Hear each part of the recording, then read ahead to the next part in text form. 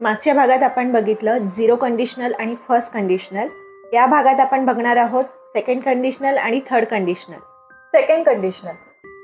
Second कंडिशनलचा वापर आपण भविष्यातील आणि वर्तमानातील असंभवनीय किंवा काल्पनिक परिस्थितींबद्दल किंवा घटनांबद्दल बोलताना करतो.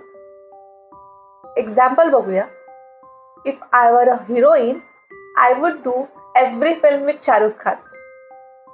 जमिनीवर आहे, तू काही हिरोईन नाहीयेस.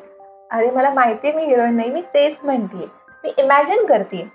मी इथे इमॅजिन करते. मी हिरोईन नाही हे मला माहितीये, पण मी इमॅजिन करते जर मी हिरोईन असते तर मी काय केलं असतं, तर मी शाहरुख खान सोबतच प्रत्येक पिक्चर केला असता. हे सांगण्यासाठी मी सेकंड कंडिशनलचा वापर केला. म्हणजे तुम्हाला लक्षात आलं का की सेकंड कंडिशनल आपण कशासाठी वापरतो. सेकंड कंडिशनल आपण अशा घटनांसाठी वापरतो ज्या काल्पनिक आहेत, अतार्किक म्हणजेच हायपोथेटिकल आहेत, ज्या खोट्या आहेत किंवा ज्या होण्याच्या शक्यता खूपच कमी आहेत, तेव्हा आपण सेकंड कंडिशनलचा वापर करतो. ईशा, ते मराठी बालगीत ऐकलेस का तू? असावा सुंदर चॉकलेटचा बंगला. हे गाणं माहिती नसलं एकही मराठी माणूस नसेल. आणि त्याच्यात सगळं अशा काल्पनिक गोष्टीच आहेत ना, जसं चॉकलेटचा बंगला, टॉफीचं दार, चांदीचं झाड. जर हे गाणं आपल्याला इंग्लिशमध्ये ट्रान्सलेट करायचं असेल तर आपण सेकंड कंडिशनलचा वापर करू शकतो ना. बरोबर. सेकंड कंडिशनलचं स्ट्रक्चर बघूयात. यात इफ क्लॉजमध्ये सिम्पल पास्टचा वापर होतो आणि रिझल्ट क्लॉजमध्ये वुड, शूड आणि कुड या मॉडेल वर्ब आणि वर्बचा बेस फॉर्मचा वापर होतो. Example, if I had a girl I would name her Devisha. मला मुलगा आहे अद्विक, पण मी इमॅजिन करते की जर मला मुलगी असती तर मी तिचं नाव देविशा ठेवलं असतं.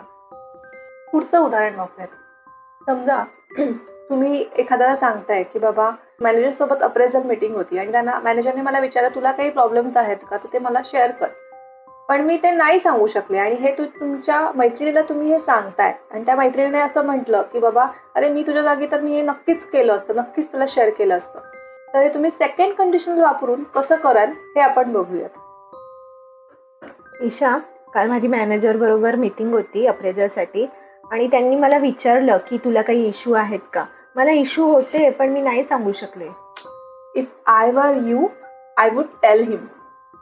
सेकंड कंडिशनलचे 3 प्रकार आहेत. State of being, state of position and action. State of being.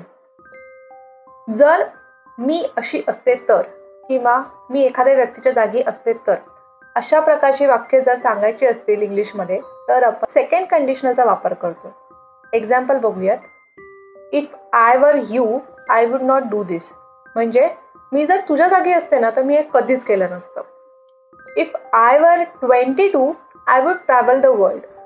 मी जर 22 वर्षाची असते ना तर मी सगळं जग फिरले असते. State of position.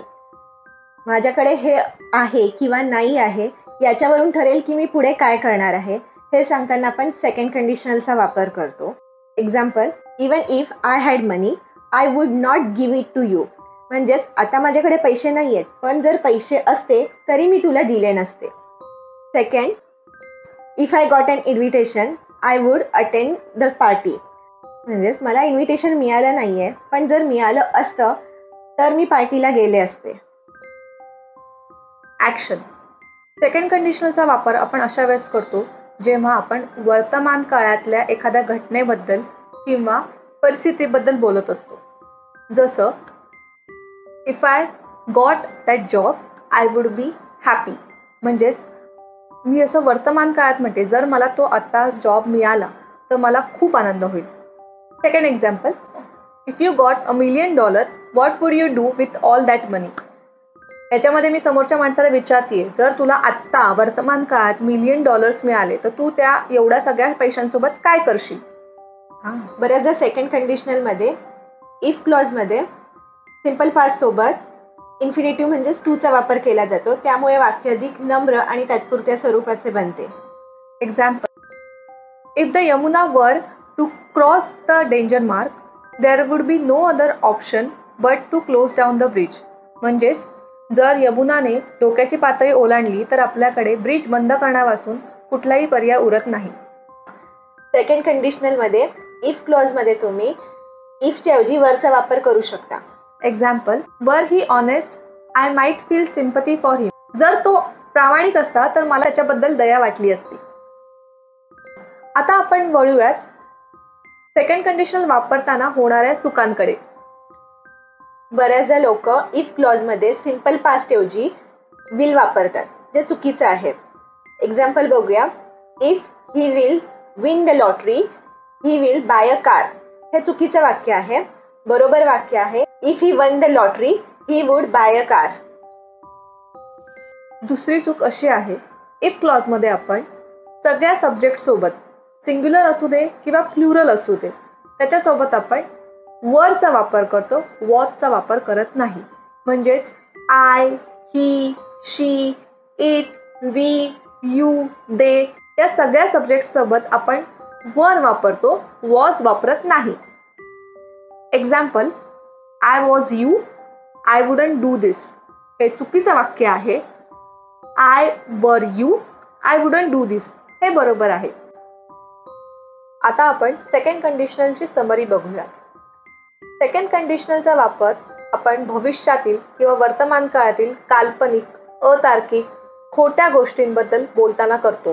म्हणजेच अशा गोष्टी ज्या प्रत्यक्षात कधीही नाही आहेत किंवा कधी होणार पण नाही आहेत, तेव्हा आपण सेकंड कंडिशनलचा वापर करतो. याचं स्ट्रक्चर आहे, इफ क्लॉज मध्ये आपण सिंपल पास्टचा वापर करतो आणि रिझल्ट क्लॉज मध्ये आपण मॉड्यूल वर्ब म्हणजे वुड, शुड, कुड आणि वर्बचा बेस फॉर्मचा वापर करतो. आता आपण बघूया थर्ड कंडिशनल. थर्ड कंडिशनलचा वापर आपण भूतकाळातल्या अशा घटनांबद्दल बोलताना करतो ज्या कधी झालेल्याच नाहीयेत. म्हणजे आपण फक्त कल्पना करतो की बाबा भूतकाळात अशी गोष्ट झाली असती तर त्याचा रिझल्ट काहीतरी वेगळा असता. म्हणजे हे असं झालं असतं तर ते तसं होऊ शकलं असतं. इथे लक्षात घ्या, भूतकाळातली ती घटना आणि त्याचे होणारे परिणाम हे बदलणं आता पूर्णपणे अशक्य आहे. तेव्हा आपण थर्ड कंडिशनलचा वापर करतो. याचं स्ट्रक्चर आहे, आपण इफ क्लॉज मध्ये पास्ट परफेक्टचा वापर करतो आणि रिझल्ट क्लॉज मध्ये आपण वुड हॅव आणि वर्बचा थर्ड फॉर्म किंवा पास्ट पार्टिसिपल याचा वापर करतो. आता आपण उदाहरणासकट समजवून घेऊया. पहिलं उदाहरण आहे, if I had studied well I would not have failed today. म्हणजेच मी भूतकाळात जर अभ्यास केला असता तर मी आज नापास झाले नसते. इथे लक्षात घ्या, आता मी भूतकाळात जाऊन परत अभ्यास तर करू शकत नाहीये आणि मी अभ्यासात येऊन ही परीक्षा नीट पासही करू शकत नाही.